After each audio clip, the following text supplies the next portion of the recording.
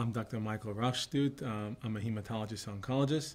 My goal always when the patient comes in the first time is to leave with a comprehension of what they have and how we're going to deal with it. Oftentimes patients tell me when they come into a doctor the first time, they're told what to do, but we're not really explain what they have. In our office, we try to make it a very relaxing atmosphere where the first visit, they'll come in, there'll be a cancer nurse coordinator who will meet with them as well. We'll go over the results of anything that was done so far, what other testing needs to be done. And then once we have those, if they're available, we'll go over what treatment options they have, what are the latest and greatest therapies we have.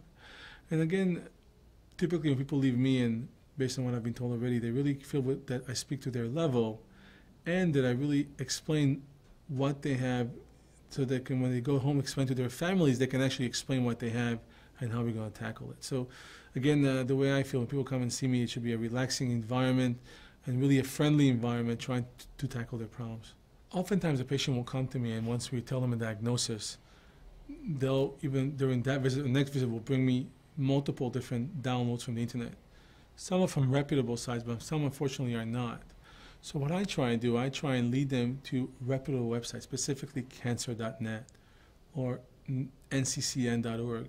Those websites, they are specifically tailored to those patients that have clinical data that has been proven that can be very helpful to the patient themselves. So I think, again, it's very important for patients to have data from the internet, but it's also to be mindful where the data came from and specifically to discuss it with physicians. Oftentimes we have problem with people taking all these different supplements without telling us, which may interact with their therapy. So I tell people, don't fear, I'm not going to stop anything, but what I want to do is see what you're taking so I know whether it's going to have an interaction or not with your therapy. I often tell people when it comes to alternative therapy, I don't think it should be called alternative, I think it should be called concurrent therapy. Meaning, if it's acupuncture helps you, why not? If a specific tea that I know does not have any interacting ingredients with my therapy, I don't have any objections to it.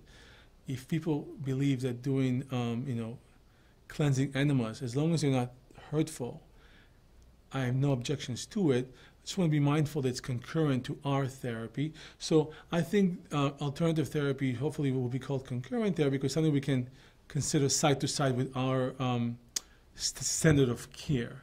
I find that letting my mind ease a bit and taking a deep breath after a long day of work really helps me the next day. So overall, I just think I'm one of those really friendly doctors, very, very approachable, and that's all.